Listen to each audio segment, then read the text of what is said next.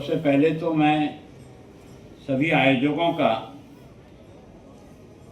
अंतर्मन से उनका बहुत ही आभार धन्यवाद ज्ञापित करता हूँ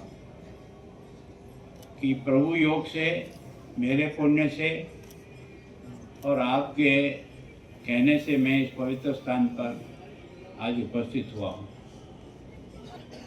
दीदी पूर्णिमा ने संक्षेप रूप में इस यात्रा को बताया। कोई भी यात्रा 150 वर्षों से चलती रहे, ये भी अपने आप में एक तपस्या है। आयोजकों को इसके लिए बहुत बहुत धन्यवाद। और सौभाग्य से ये 150वां वर्ष भारत के लिए इतना महान है कि वंदे भारत वंदे मातरम गीत बंकिम चंद्र चटर्जी ने जब लिखा था उसे भी 150 वर्ष हुआ है।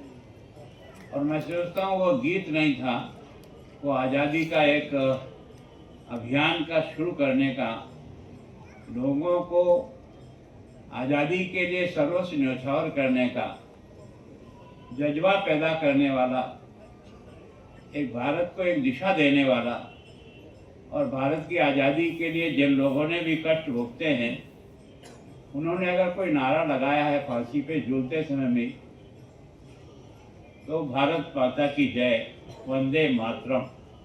वंदे मातरम ने गीत ने मरे हुए इंसान में भी वो ताकत पैदा की कि वास्तव में भारत जो है हमारा, ये धरती नहीं है, ये हमारी मातृभूमि है।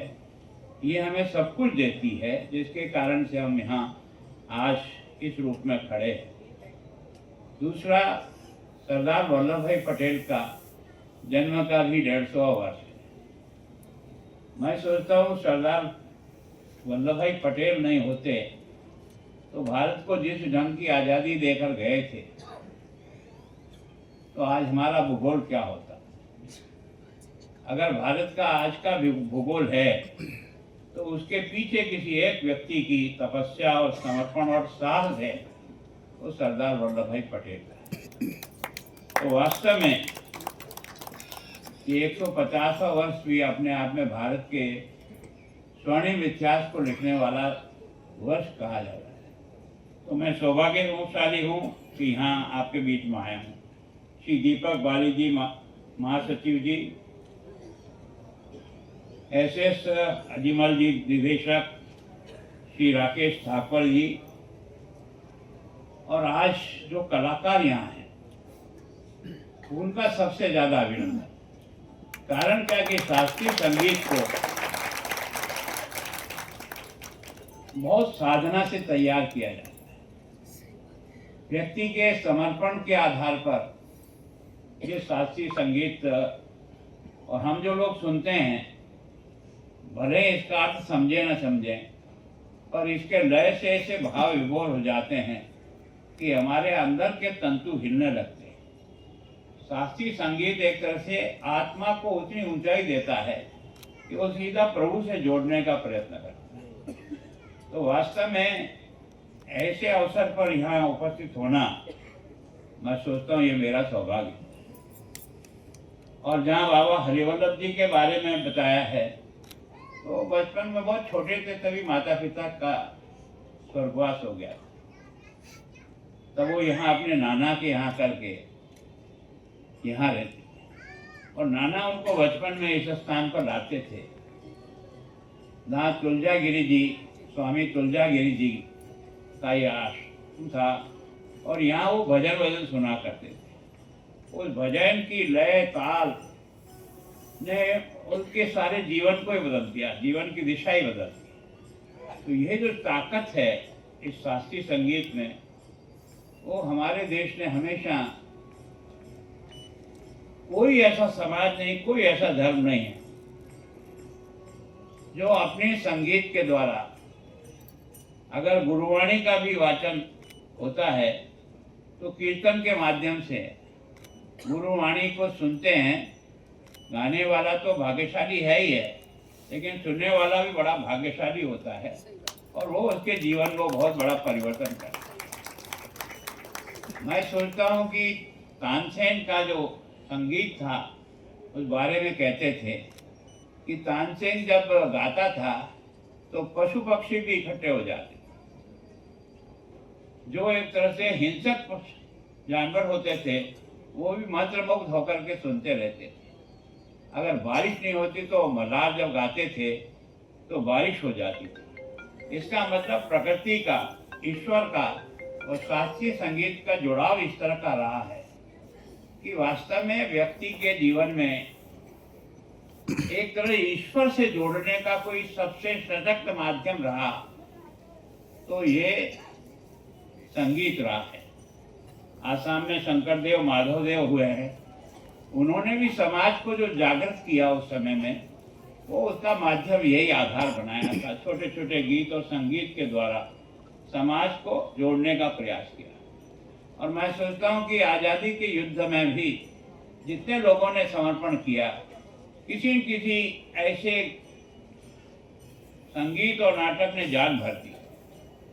महाराणा प्रताप जैसा बहादुर व्यक्ति परिस्थितियों से जब लड़ रहा था तो थोड़ी सी मन में कमजोरी आई, जब बच्चों को भोजन भी उपलब्ध नहीं करा पा रहा, तब उसके मन में कमजोरी आई। तो वहाँ के जो उस समय के कवि थे, उन्होंने कहा कि मैंने आज सुना है चाटक रो धरती रो पानी पिएगा, मैं आज सुने हा नहारियो श्यारा आगे सोएगा।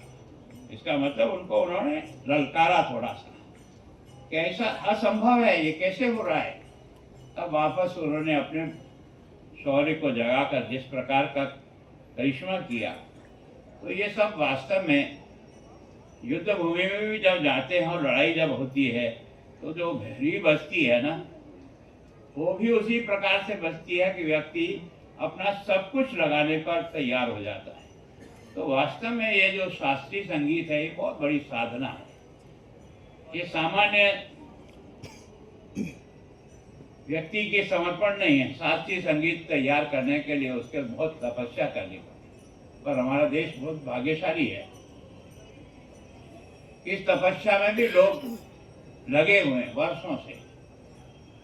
और आज बाबा हरिवल्लभ जी के इस शास्त्रीय संगीत के कार्यक्रम को 150 वर्ष हो गए। मैं सोचता हूँ किसी भी काम को 150 वर्ष तक चलाते रहना, ये भारत की सनातन की विशेषता हो सकती है।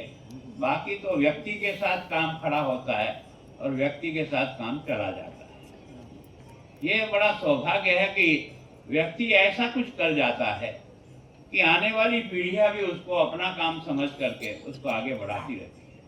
तो इस 150 साल की तपस्या और साधना में जिन लोगों ने भी मदद की, जिन लोगों ने भी एक तरह से सहयोग दिया, उनका बहुत अभिनंदन कि। और मैं सोचता हूँ आप सब लोग जो उपस्थित हुए हैं, कारण क्या है कि शास्त्रीय संगीत को समझना हर एक के बस का रोग नहीं है। आपके विभिन्न प्रकार के जितने सूर्य में रंग होते हैं ना, उतने ही आपके अलग अलग कलाएं हैं। उसको हर व्यक्ति आसानी से नहीं समझ सकता, लेकिन इतना जरूर है कि वो धुन में इतना मस्त हो जाता है कि वो अपने आप को भूल जाता है। तो वास्तव में मैं आप सब पधारे हुए शास्त्रीय संगीत के प्रखंड विद्वान, आपका बहुत बहुत स्वागत करता हूँ। और मुझे बताया कि इसमें कई विद्वानों को, कई शास्त्रीय संगीत के अच्छे अच्छे कलाकारों को ये मंच मिलता है, और इस मंच के आधार पर उनको स्वयं को भी अपनी साधना का कुछ आप सब लोगों का आशीर्वाद मिल जाता है। तो वास्तव में ये बहुत बड़ी साधना है।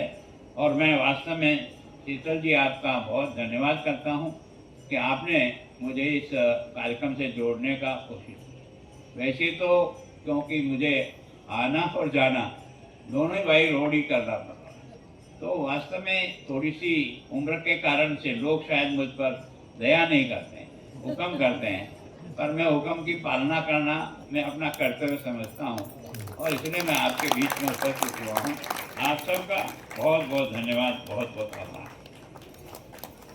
ऑनरेबल गवर्नर हरिवल्लभ एक ऐसे सामान्य व्यक्ति थे जिनके माता पिता की बहुत छोटी उम्र में डेथ हो गई। यहाँ नाना के पास आकर के वो बड़े हुए हैं, और नाना उनको यहाँ, ये जो देवी तालाब है, यहाँ उस समय जो संत रहते थे, शायद मेरे को अगर नाम याद है तो गिरी हैं उनके पास लाया करते थे, उनके संगीत सुनते थे। उसके कारण से बच्चे के मन में संगीत के प्रति एक पैदा हुआ कि वास्तव में अगर कोई व्यक्ति को ईश्वर के नज़दीक जाना है तो उसमें ये बहुत मजबूत रास्ता है, और उन्होंने इसकी साधना शुरू की। आज जो 150 वर्ष है, ये उन्हीं बाबा की जब पहली वर्षी थी उस दिन उन्होंने इस बात का संकल्प किया कि ये जो है संगीत संध्या हर साल, तब से लेकर के 150 साल से ये साधना चल रही है। और क्या भारतीय शास्त्रीय संगीत सामान्यतः बहुत बड़ी साधना है। हर व्यक्ति चाहे तो इसमें प्रवीण तो हो सकता है, लेकिन उसको बहुत समय शक्ति लगानी पड़ती है, तब जाकर के वो इसमें निपुण हो सकता है। तो ये एक तरह से व्यक्ति की साधना का परिणाम भी है, और व्यक्ति को आध्यात्मिक ज्ञान और ईश्वर के नज़दीक जाने का एक सबसे मजबूत रास्ता है। हम लोग भले ही शास्त्रीय संगीत को समझ नहीं पाते हैं, पर उसकी धुन और लय ऐसी होती है जो हमको अंदर ही अंदर से उस रास्ते पर आगे बढ़ाती है। तो ये जो आयोजक है वो वास्तव में इसके लिए बहुत धन्यवाद के पात्र है कि उन्होंने इस 150 वर्षों तक इस साधना को आगे चला करके देश और दुनिया के सारे बड़े बड़े जितने भी शास्त्रीय संगीत के पंडित और विद्वान थे उनको भी यहाँ बुलाया है। यहाँ स्वयं महात्मा गांधी स्वयं यहाँ आए 1919 में, और मैं सोचता हूँ उस समय से इस संस्था ने कई लोगों को उनकी उस जो उनकी योग्यता है उसको मंच पर ला करके उसको प्रदर्शित करने का प्रयास किया।